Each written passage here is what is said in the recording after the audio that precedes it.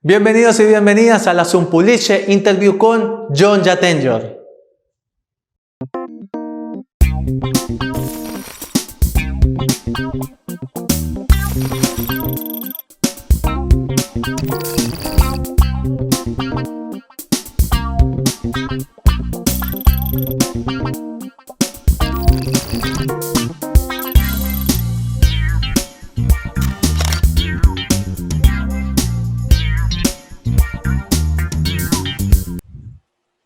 Hey.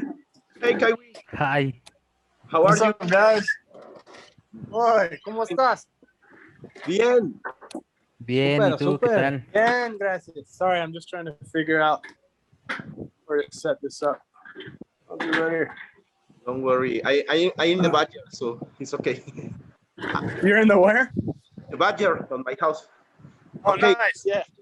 Usually I am the translator, but today we got our special translator, our friend Victor. He will be the one that will translate. Hello, Mr. Lyman. Hey, how's it going? Okay. Well, thanks. Hombre, esto ha sido una maravilla, o sea, experimentar una entrevista con el grande, con John Baker. Y eso es lo más estupendo. Y vamos a comenzar un poco sobre algo significativo de su carrera y es, ¿qué pudiste aprender y diferenciar también, no solo como cineasta, sino como director audiovisual, hacia los cortometrajes de Red Light y Try? ¿Qué has aprendido? Okay, so Mr. Lyman will like to start off by maybe delving a bit into your experience as a director and a filmmaker in two short films you work in, which are The red line y trike. yeah. What can you tell us about those? Well, those films came about as kind of a necessity of keeping myself created. Last year when we were under quarantine, when I was living in LA, the industry shut down like March 16th. So we weren't filming anything and just my mind was going crazy. So I started to film stuff by myself. The two projects that saw the light of day were Trike and The Red Light, and I shot and edited and acted and did all the sound design and everything, and it was really cool because normally I'm in front of the camera for most of my life, but to be on the other side of the camera was a really cool thing to experience. That answers the question. Thanks. Él dice que estos cortometrajes nacen más que todo como la necesidad de mantenerse creativo, porque esto sucedió alrededor del inicio de la pandemia, el 16 de marzo, por ahí. Y entonces, debido a que la industria se detuvo completamente, no estuvo trabajando en nada, así que se estaba volviendo loco y por eso él mismo decidió hacer sus propios proyectos. Así que fue eso lo que lo motivó a estos dos cortometrajes y fue una experiencia para él de estar detrás de la cámara y no delante de ella como lo hace normalmente. Wow, eso es una gran respuesta. César. Ok, pues bueno, un saludo para el invitado, gracias por aceptar la entrevista. Yo quiero preguntarle por la película American Violence. Son varias preguntas. Que nos hable de su experiencia trabajando en esta película. ¿Qué tan complicado fue interpretar el personaje de Jackson por el pasado tan brutal que tiene el personaje? Y si tiene alguna opinión de las películas que involucran la inyección letal. Okay, so Mr. Lyman, a couple of questions regarding American Violence by César. Sure. Yeah, the first one will be about how was the experience by filming this, and the second one will be how hard was it for you to play this character, taking into account his troubled past and psychology, and the third one will be maybe what do you think of projects regarding the death penalty? Great questions. I think I can bundle question 1 and 2 together. That's one of my favorite films I've ever done, character-wise, because it was such a complex character. I mean, when you see him first in the film, you, as an audience member, you immediately despise this guy. But once you learn about his upbringing and his background and kind of what shaped him, and external experiences happened to him, by the end of the film, you feel for the guy. And that was a very, very hard. I remember there's the shower scene I had when I was in prison. The next day for me was Mother's Day, and I was going to meet my wife at the time, who was my girlfriend, her mother, for Mother's Day. And the whole day for that, I was just sitting at the table like this, and everyone's like, "What happened?" When my wife was like, "Oh, he got raped yesterday," and they're like, "What?" And obviously for work, not really. But yeah, it was a very hard character to get into, and almost hard to kind of like shake out of that skin. As for death penalty, are you talking about in general or specifically in film? César, que si lo de la inyección letal es algo específico o algo así general. En general. Yeah, just generally. In general, there's this saying that it's like, why do we kill people who kill people to show that killing is wrong? So, I'd like to think there's a big portion of me that is not pro death penalty, but at the same time, it's like, if something ever happened to one of my kids, I would be very pro death penalty. So that's a really hard one for me to answer. Like with Jackson Shea, in American Violence, he got put to death. Was the reason he got put to death, was his reasons wrong? I don't think so. I think he was definitely working outside the law and kind of vigilante and doing stuff, but all for his moral code. So yeah, I'm not personally pro death. But then again, I've never had anything, I've been fortunate enough that nothing's happened to me that would kind of flip that switch in my mind, per se. All right, thanks.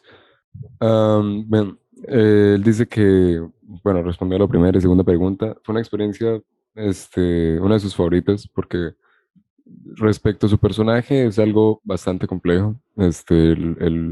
La psicología y la mente de este personaje, porque bueno, él ejemplifica este desarrollo del personaje diciendo que al principio uno lo odia y más adelante va empatizando con él. Y bueno, es algo que realmente se le hizo divertido, y que en una visita a prisión como parte del trabajo, Wow. Estuvo pues algo psicológicamente afectado por esto, y salir del personaje tal vez era algo complicado. Entonces recuerda que en una reunión familiar de Día de las Madres fue a visitar a los padres, la mamá de la que es su actual esposa, y entonces debido a la forma en la que estaba actuando, como algo decaído, la esposa dijo que lo habían violado en prisión. Así. Y bueno, o sea, algo que él recuerda. Y respecto a lo de la pena de muerte, dice que es un tema complicado para él, y que, bueno, dice que no es algo con lo que esté del todo de acuerdo, pero que al mismo tiempo no ha experimentado algo que tal vez lo haga cambiar de opinión, como para que ese switch en su mente cambie para estar a favor. Excelentes preguntas y grandes respuestas. Le doy la palabra a Andrés. Gracias. Thank you. Victor, that's incredible that you're doing that you're memorizing what I'm saying and then speaking it back in another language. Yeah, thanks for appreciating my really cool. job. really, really blessed and happy to asking this because one of my favorite movies of the last years was Den Of Thieves, man. An amazing movie. And I want to ask you something about this movie, but also from all these words that I had to name, like American Horror History, and even I had to congratulate you for all the prizes that you had won with GC Girl, because the thing I want to ask you is, in your work as an actor, how do you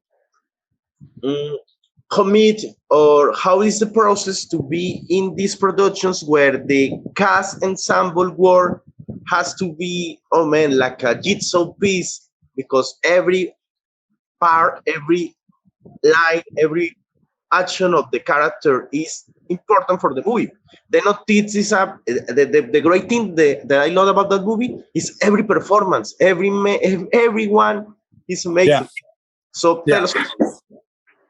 So yeah, especially with Den of Thieves, you know, not all films are like that. It was a very, very special movie. The director and writer Christian Gudegas was very smart, and he brought all of the bad guys and all of the regulators out a month before we started filming, and we just started hanging out every day. We would wake up and go firearms training together, have lunch together, have dinner together, go out, have drinks together. We spent every minute of the day for a month with each other before we even started filming. So all that chemistry, and we became, you know, I still am on a text thread with all the guys. We talk all the time. And that doesn't really happen a lot in the industry. I mean, you become close with people on films, but usually the job wraps and you go your separate way. But with this particular film, it was like a unicorn, you know, and they're very excited for whenever the sequel gets going. But yeah, that being together, especially because we played a very tight special unit that would have been like that in real life. They would have, known each other's wives, or had been there if they went through a divorce, and they would have lunch together and cry together and laugh together and all that. So they were like brothers, and we all became like brothers. I love those guys. And that was a very, very, very special experience for me and everyone else, I'm sure. Yes. Also for all the moviegoers, man. Oh, good. Yeah. Well, I've read the script for the sequel, and it's incredible. You're gonna love it. Víctor, dame el honor de responder esto. Okay. No, pues es increíble porque dicen que justo antes de filmar, todo el equipo, toda la unidad, digamos, se puede decir que convivió un mes. O sea, iban a fiestas, hablaban de las familias, y eso se ve en la pantalla. Justo un mes antes de grabar, que tal vez no se genera ahora con las películas que hacen ahora, pues no se vería lo que estaba en la pantalla. Con Den Of Thieves, probablemente él ya leyó el guión de lo que podría ser la secuela, la presunta secuela. What the fuck? Pero hay que esperar. That other aspect of your career that we as a fans loved, that is the video game world, man. Call of Duty, that is the biggest franchise in the action genre. Days Gone, that is considered one of the greatest games, and even you had worked as a writer in a video game. Tell us about this aspect of the career. How do you develop the characters? Because there are bigger.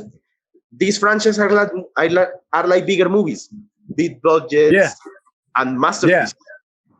Yeah. The video game world. It's funny because you think of the movie industry is, $1 billion industry, but the video game industry is trillions of dollars. So, it costs $20 American to go see a movie at least. It costs $60 to $80 to buy a video game, and video games sell out. So it's a huge industry. So to be a part of any of these massive franchises is always such an honor. Call of Duty is, I've known Call of Duty since I was a kid. And the technology of how they're made is what really blows me away. I mean, you really get to become, it's like theater, because you're wearing a silly outfit with all these dots on your face, and you got this helmet with a camera in front of your face, but it's always capturing your emotions. So the stuff that you see when it plays those movies and stuff, that's the actor, that's us. They're just working their CGI magic and capturing all of the nuances that our face makes. And to get in, I mean, Call of Duty specifically, that character, I mean, I've been fortunate enough that I've done like a lot of movies that require that kind of special forces training and stuff. So it wasn't that hard. And the team I worked with was really good with helping me kind of build this cocky, arrogant character. Days Gone was fun because I'm such a big zombie fan. Like, one of my favorite shows that I want to be on is The Walking Dead. I haven't been on it yet, but I want to. Or just do any kind of like cool zombie thing. But when I got this, I was very stoked because I hope they turn it into a movie. It was a great concept. And again, you put on the outfit, and they have all these fake weapons, like these prop swords and guns and stuff, and you kind of just you find the character. It's a good team. It's always a very professional team. I want to translate also this because we had to tell you, I don't know if you know it, we had interviewed before to Lew Temple and to Sander Berkeley from The Walking Dead. So we hope. Yeah, I saw that. Yeah. Yes, yeah. Yes. Okay, I will translate.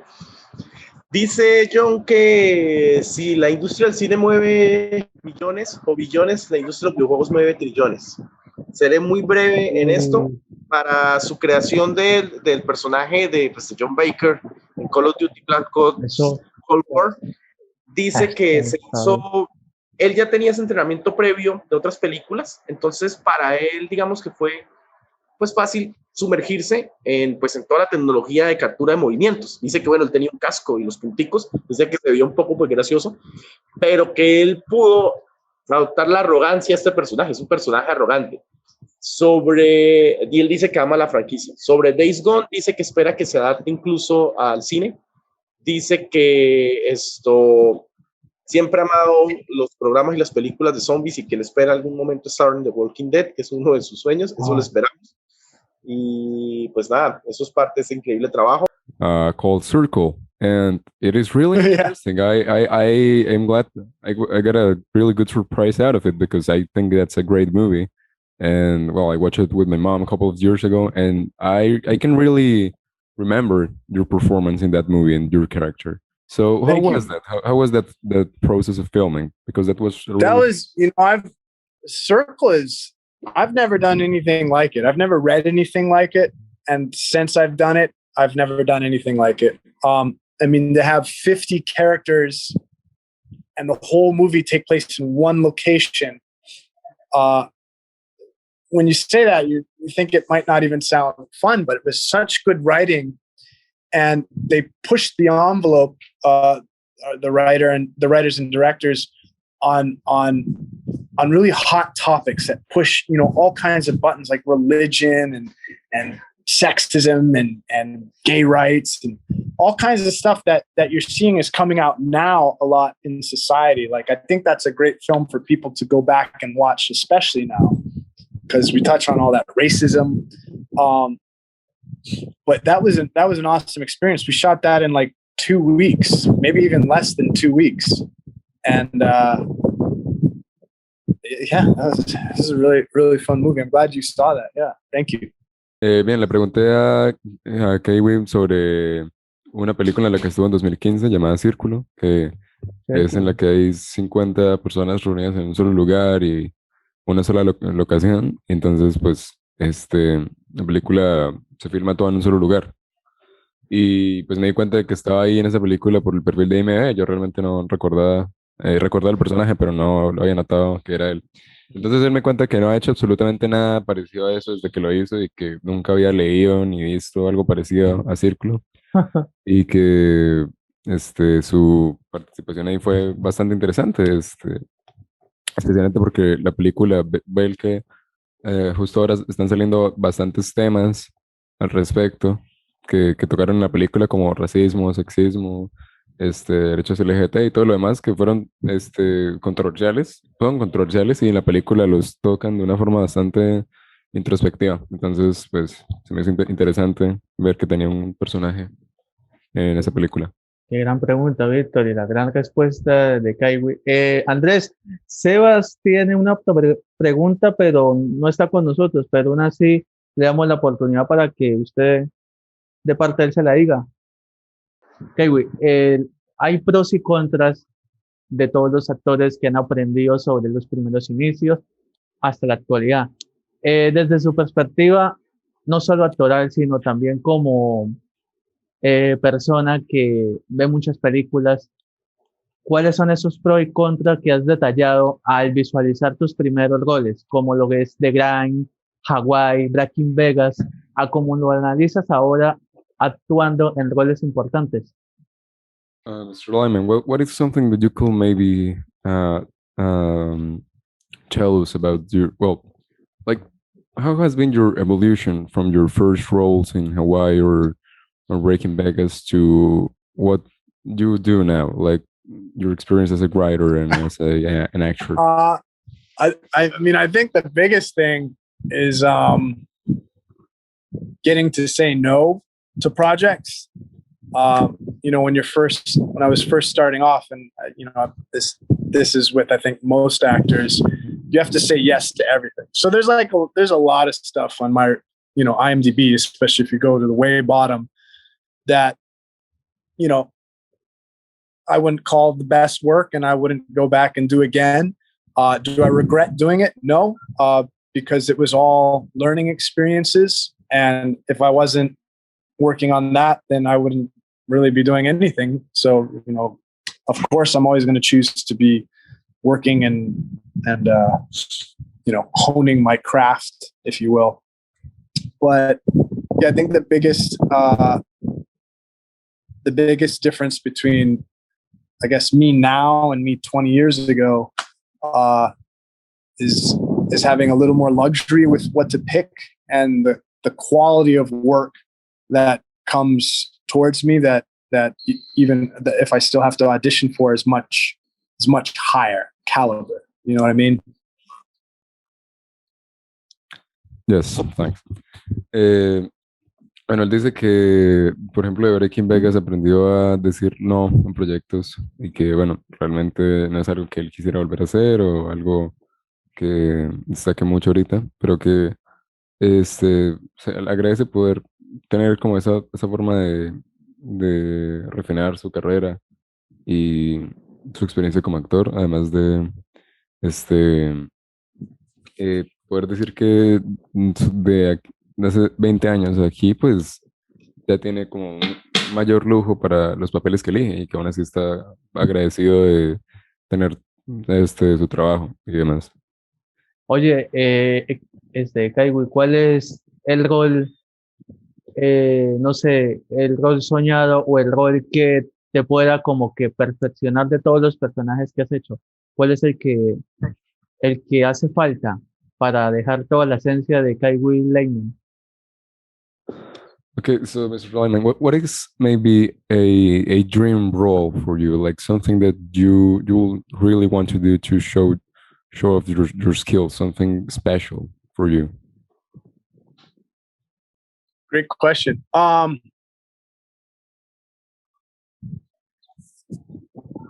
always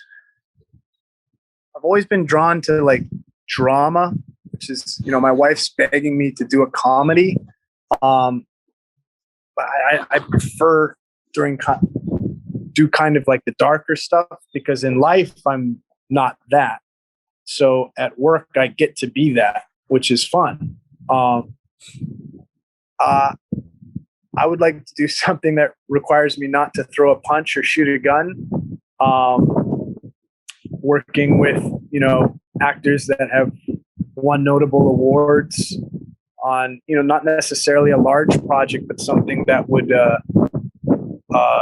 do well in the film festival circuit, in the the larger film festivals. That would be a dream for me. Yeah, dream role. Kind of played a tortured character, like a Greek. They call it a Greek complex, where the character is always no matter what, he's going down. Very much like Jackson Shea he was like a Greek. Okay, that's a great answer. Thanks. Yeah, sorry, I keep looking. I got to show you guys. I keep looking over here. Oh. My house is on the beach in Brazil, so I just keep looking at the surf over here. That's a great view. Yeah. Looks nice. Yeah, I'm not too far from you guys. You chose a really good place to do the interview. Okay, thanks.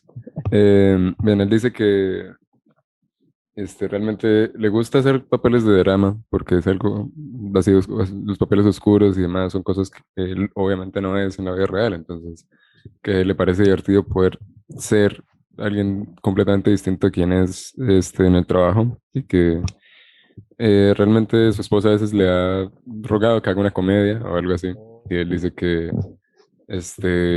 querría hacer algo en lo que tal vez no tenga que golpear a nadie ni disparar un arma, y tal vez algo que resuene en los festivales de cine así grandes. Y sí, algo así como un personaje tal vez con un complejo de inferioridad. Y sí, algo como esto. Hombre, vamos a darle un aplauso a Kaiwi. Eso sí es algo muy, muy, muy bueno. De hecho, queremos todos esperados Gracias, amigo. que Muito obrigado, as we say down here. Gracias. queremos que Kaiwi pueda deleitarnos con la voz de John Baker. No sé si puedas aprovechar, Andrés, Víctor, no sé, que le des un saludo a ustedes o un saludo al canal, a lo John Baker. Tu mejor frase. Okay, so Mr. Lyman, maybe you can give us a shout out to the channel in the John Baker voice. The John Baker voice. Oh, John Baker voice. Gracias, Colombia, for listening to Unpublished Interviews, starring John Baker and the crew. That was awesome. Yes. Wow. Wow. Oh, Okay. eso Thank you, guys. No, thank you. Gracias. Gracias. Kaiwi, por Muchas esta- gracias. Y no sé si Andrés o César quieran despedirse de él. Yeah, any more questions? No, Mr. Kaiwi, we need is the final picture so we can show to the social media. For me, oh man, like I told you, for me it's like a dream come true because I really enjoy your work, especially that movie, also for us. And now the final picture. So la foto. I appreciate it, guys. It means a lot to me. Thank you. It really does. Thank you, Mr. Lyman. Kaiwi, All right, you guys. Have a good night. Thank you. gracias por esta oportunidad, Kaiwi. Gracias. Bye. Bye bye from Colombia. Ya saben, en la Unpublished Interview con Jhon Jatenjor los invita a suscribirse, darle me gusta, compartir y disfruten de estas grandes entrevistas inéditas a las grandes celebridades del séptimo arte a través de las traducciones simultáneas del inglés al español y del español al inglés y muchas curiosidades más.